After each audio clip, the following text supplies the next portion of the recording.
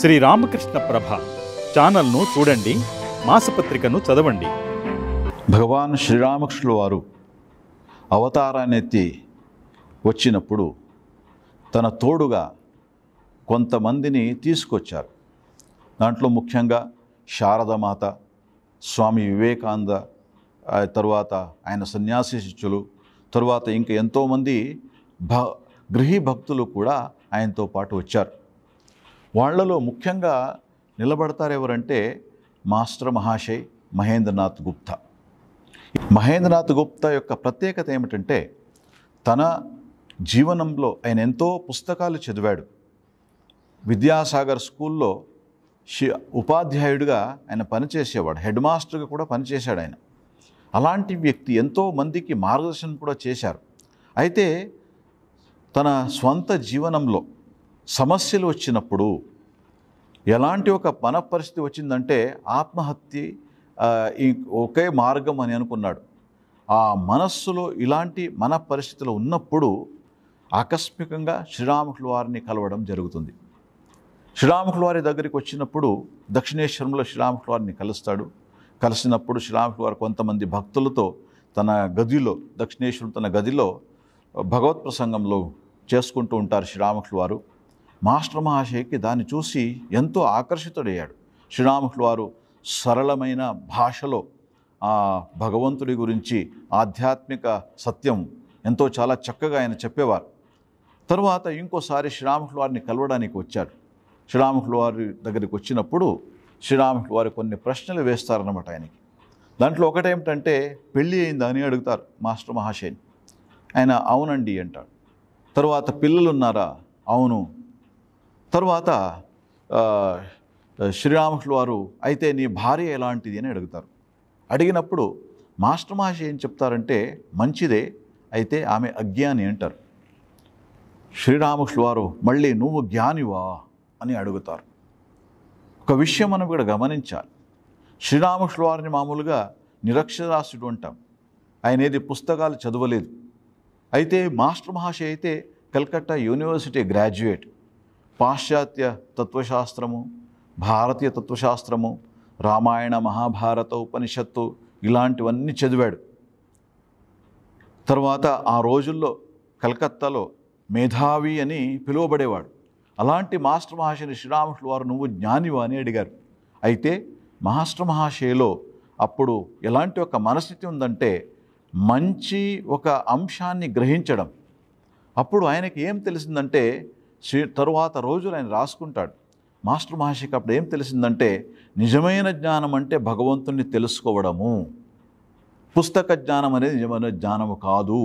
ఈ అంశాన్ని మాస్టర్ తెలుసుకున్నాడని ఈ విషయాన్ని అర్థం చేసుకోగలిగాడు కనుక మాస్టర్ మహాశయ తరువాత రోజుల్లో శ్రీరామకృష్ణ కథామృతం దాన్ని ఆయన రాయగలిగాడు. శ్రీరామకృష్ణ వారి వచనాన్ని యథాతథంగా దాన్ని ఆయన రికార్డ్ చేశారు. ఆయన డైరీలో రాసుకునేవాడు. తర్వాత దానిపైన ధ్యానం చేసేవాడు. తర్వాత రోజుల్లో దాన్ని పుస్తకం రూపంలో ఆయన రాశారన్నమాట.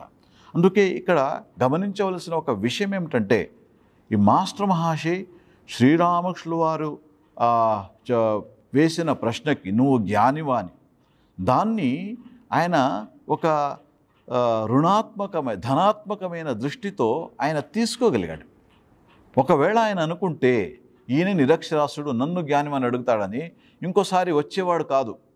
అయితే శ్రీరామకృష్ణుల వారి దగ్గరికి రాగా ఆయనకి ఏం తెలిసిందంటే ఈయన భగవంతుని చూశాడు, ఈయన భగవంతుడే, ఈయన అవతారుడే అనే అంశం తెలిసిందన్నమాట. ఆ మాస్టర్ మహాశయ్ ఒక్కప్పుడు ఆత్మహత్య చేసుకోవాలనుకున్న మాస్టర్ మహాశయ్ తరువాత రోజుల్లో శ్రీరామకృష్ణుల వారి మహాది సమాధి తరువాత కలకత్తాలో ఆయన దగ్గరికి ఎంతోమంది వచ్చేవారు. ఎంతోమంది వచ్చి మనశ్శాంతిని వాళ్ళు తెలుసుకుని భగవంతుడి వైపు వెళ్ళే మార్గము దాన్ని తెలుసుకోవడానికి, సాధన చేయడానికి ఎంతోమందికి ఈ మాస్టర్ మహాశయ్ మార్గదర్శనం చేశారన్నమాట. చివరికి ఆయన సంతుడు అని పిలువబడ్డాడు. అందుకే ముఖ్యంగా శ్రీరామకృష్ణుల వారు ఇక్కడ ఈ ద్వారా ఏం మాస్టర్ మహాశయ దృష్టిలో ఏమి మనకి తెలుస్తుందంటే మనిషి ఆత్మ వీక్షణ చేసుకోవాలి. ఇంట్రాస్పెక్షన్ అంటారన్నమాట. చేసుకున్నప్పుడు తనలో ఉన్న శక్తి అంటే స్ట్రెంగ్త్, తర్వాత తనలో ఉన్న వీక్నెస్, తన బలహీనత ఇవి తెలుస్తాయి. తెలిసినప్పుడు వాటిని సరిదిద్దుకొని, బలహీనత సరిదిద్దుకొని, తనలో ఉన్న శక్తిని పెంపొందించుకొని ముందుకు వెళితే ఆధ్యాత్మిక సాధన చేసి ఎలాంటి వాళ్ళైనా ఒకరోజు మహాత్ముడు అవ్వచ్చు అనే అంశాన్ని మనం మాస్టర్ మహాశయ జీవితంలో చూస్తామన్నమాట. అందువలనే శ్రీరామకృష్ణుల వారు వచ్చింది కేవలం ఏదో కొంతమందికి ఆశీర్వాదం ఇవ్వడానికి కాదు, మనిషి జీవనంలో ఎలా మార్పు, పరివర్తన, ట్రాన్స్ఫర్మేషన్ అనేది వస్తుంది అనే అంశాన్ని చూపించడానికి కూడా శ్రీరామకృష్ణ వారు వచ్చారనమాట.